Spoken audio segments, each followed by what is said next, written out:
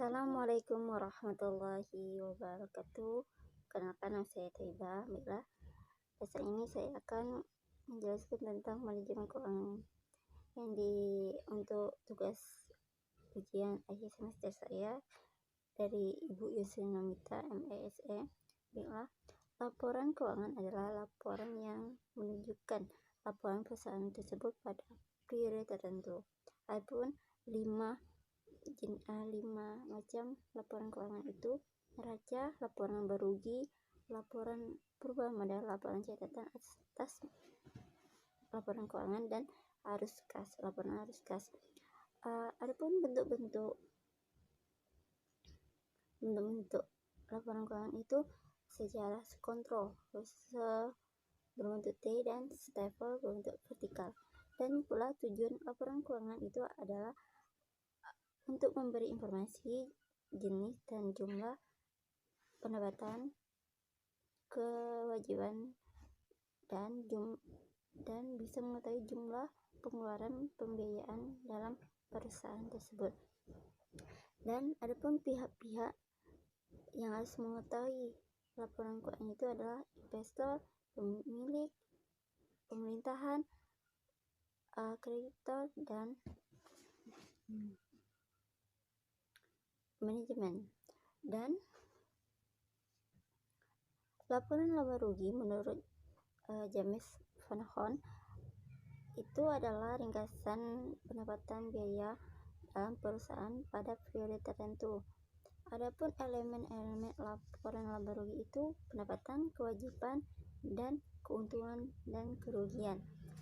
Adapun juga bentuk laporan laba rugi itu multiple step dan single step. Dan pengertian laporan perubahan modal itu adalah penyajian untuk menunjukkan bahwa dalam perusahaan itu perubahan modal pada periode tertentu. Dan adapun pengertian laporan perubahan modal itu kan sudah saya jelaskan. Dan selanjutnya pengertian pajak penghasilan itu menurut Direktur Pajak Penghasilan pasal 23 merupakan pajak yang dibebankan kepada seseorang, perusahaan, pada atau badan hukum lainnya. Tarif potong pajak penghasilan itu seandainya seorang itu pendapatannya 50 juta, jadi dipotong 5% PPh-nya. Dan juga analisis BEP itu break-even point adalah titik impas pada perusahaan tersebut. Maksudnya suatu perusahaan tersebut jumlah pembiayaannya sama dengan jumlah pendapatannya. Jadi titik impas, tidak ada menimbulkan kerugian atau mendapatkan keuntungan seimbang. Jadi analisis BEP itu alat untuk mengukur titik minimum perusahaan. Shutdown point adalah titik penutupan usaha, merupakan suatu titik pada break-even point yang menunjukkan bahwa besar total penjualan yang diperoleh perusahaan adalah sama besarnya dengan total biaya tunai yang dikeluarkan oleh perusahaan tersebut. Adapun pengertian analisis rasio adalah salah satu alat yang paling populer dan banyak digunakan untuk menganalisis keuangan. Pengertian rasio keuangan menurut James C. Van Horn merupakan indeks yang menghubungkan dua angka akuntansi dan diperoleh dan membagi satu angka dengan angka lainnya.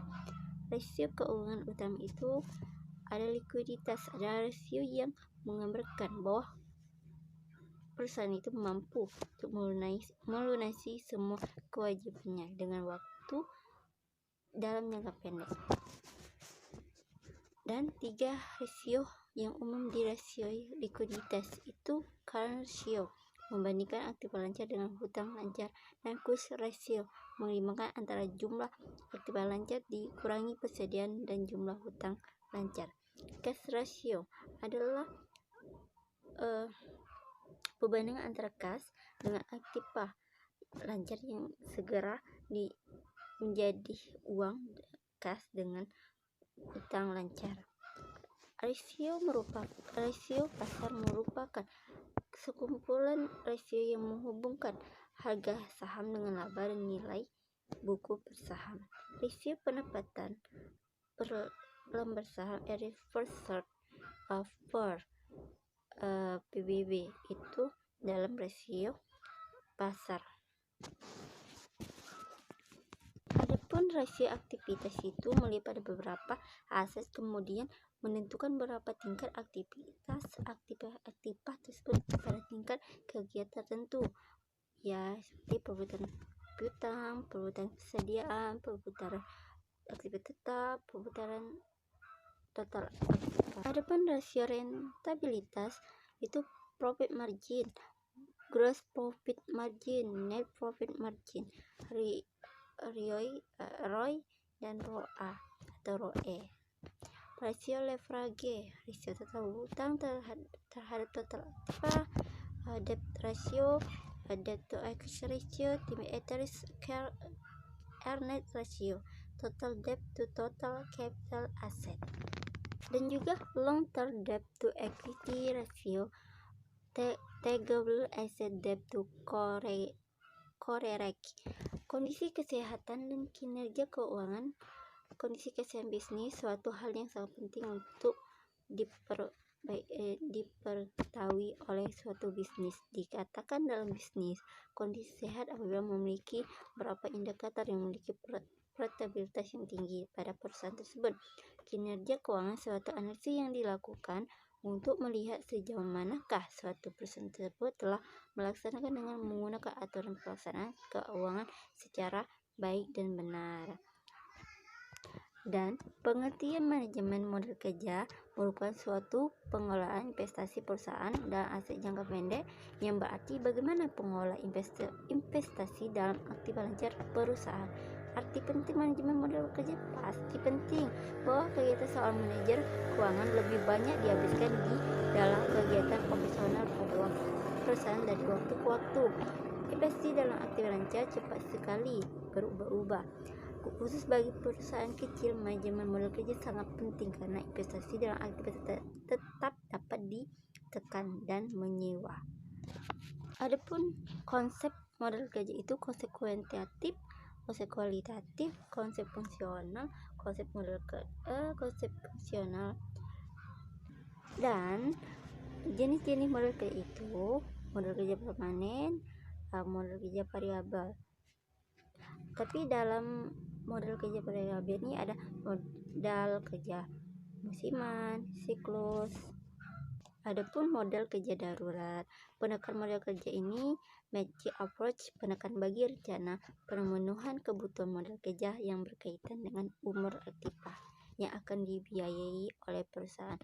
Aggressive approach, pendekatan rencana memenuhi kebutuhan model kerja, dana yang lebih digunakan pinjaman jangka pendek. Conservative approach, pendekatan rencana kebutuhan dana yang lebih banyak menggunakan sumber dan jangka panjang. Dan analisis kebutuhan model kerja secara umum arti pentingnya penting sangat. Kegiatan seorang manajer keuangan dan seringkali mengalami perubahan serta cenderung stabil. Dalam praktiknya seringkali bahwa separuh dari total aktivitas merupakan bagian dari aktiva lancar. Terdapat hubungan yang sangat erat antara pertumbuhan penjualan dengan model kerja. Sumber model kerja dapat digunakan yaitu hasil operasi perusahaan, keuntungan penjual surat berharga seperti saham, obligasi dan lain-lain, penjualan saham, penjualan aktivitas tetap, penjualan obligasi, memperoleh pinjaman dan hibah dan sumber lainnya.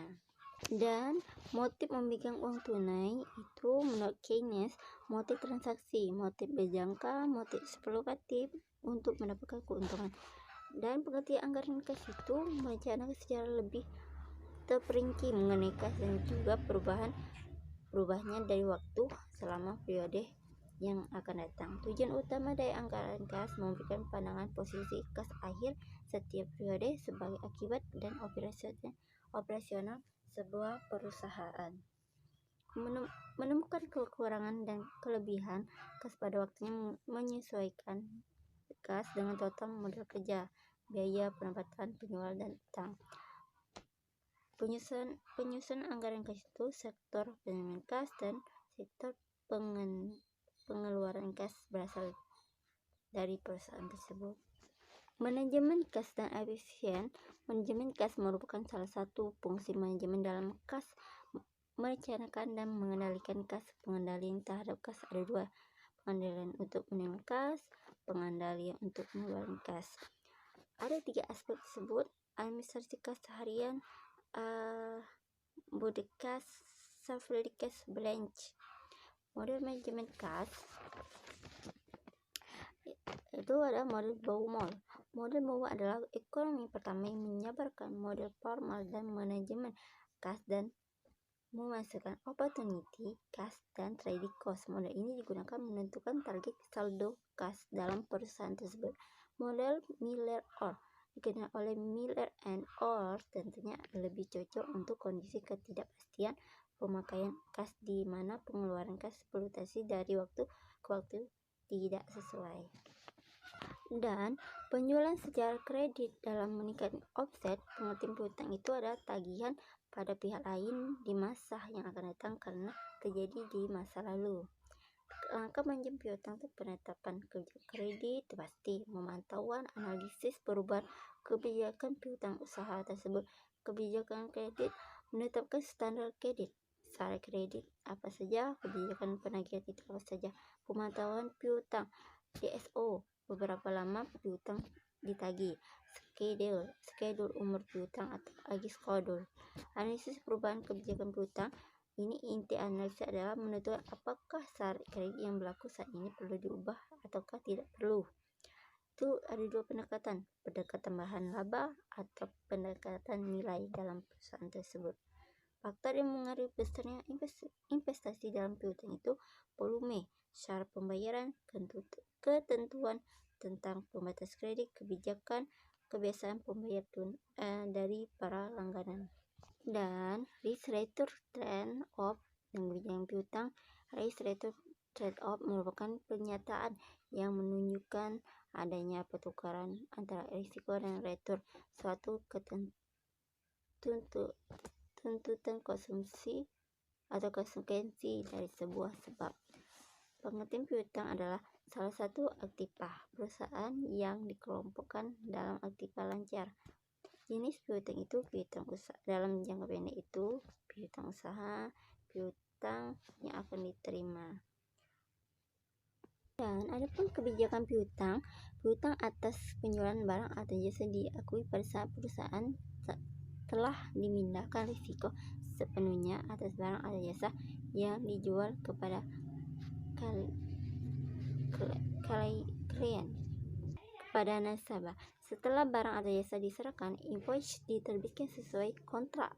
Periode penerbitan invoice disesuaikan dengan ketentuan yang telah disepakati. Invoice atas barang dan jasa dibuat berdasarkan formulir yang disediakan secara terima tetap berdasarkan periode tertentu. Perusahaan menentukan credit policy, yaitu pembelian kredit untuk jasa barang dan jasa kontrak. Dan adapun pengertian dan jenis persediaan ini, persediaan adalah bahan baku atau barang yang disimpan yang akan digunakan untuk memenuhi tujuan tertentu pada perusahaan tersebut. Jenis-jenis persediaan itu ada bahan baku, bagian produk, bahan pembantu, bahan setengah jadi, bahan telah jadi. Dan manfaat investasi pada persediaan dan bagaimana kontrak biaya persediaan itu. Menurut Herjanto, persediaan adalah bahan atau barang yang disimpan yang akan digunakan untuk memenuhi tujuan tertentu. Dan model persediaan itu kuantitas pelaksanaan ekonomis. Model persediaan dengan pesanan tertunda. Hal ini banyak dilakukan pada perusahaan yang persediaan bernilai tinggi. Model persediaan yang diskon kuantitasnya. Model persediaan dengan penerimaan adapun recorded point. Menurut Dermawan, jumlah persediaan harus tetap ada pada saat pemesanan dilakukan, disebut dengan titik pesan kembali. Dalam penetapan recorded point, kita harus memperhatikan faktor-faktor Lead time, waktu yang dibutuhkan antara barang yang dipesan. Tingkat pemakaian bahan baku rata-rata kesatuan untuk waktu tertentu. Persediaan pengaman, itu jumlah persediaan barang minimum yang harus dimiliki oleh perusahaan untuk menjaga kemungkinan keterlambatan datangnya bahan baku. Dan terdapat dua sistem yang diterapkan untuk menentukan kapan pemesanan itu kembali. Sistem Quantity Record Point, sistem persediaan periodik. Dan sumber dan tipe-tipe pendanaan jangka pendek itu pendanaan jangka pendek itu merupakan utang yang punya jangka waktu 1 tahun yang digunakan untuk memenuhi kebutuhan aktiva lancar sebagai modal kerja perusahaan.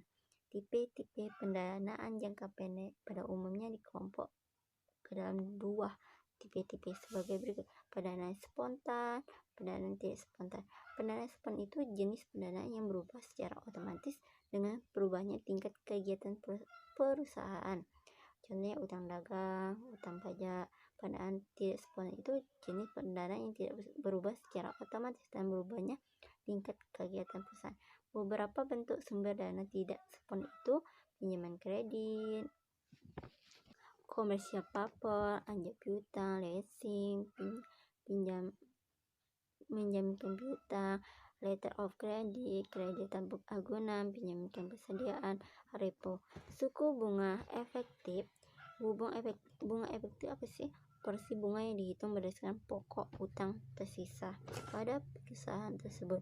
Rumus perhitungan bunga itu bunga SP itu saldo pokok zaman bulan sebelumnya dikali I itu suku bunga per tahun, dikali 30 itu jumlah hari dalam 1 tahun, dikali 360 itu jumlah hari dalam 1 tahun. Alhamdulillah saya sudah menjelaskan semua dari kelompok 1 sampai kelompok 13. Insyaallah itu lengkap yang saya jelaskan. Seandainya kurang, mohon maaf lahir batin. Saya masih mencoba belajar untuk bagaimana melakukan perbicaraan di depan argumen, di depan audiens. Saya Riba dari Prodi Manajemen Keuangan Syariah. Mohon maaf seandainya ada kata-kata yang tak paham atau tidak gimana gitu. Saya akhiri. Wassalamualaikum warahmatullahi wabarakatuh.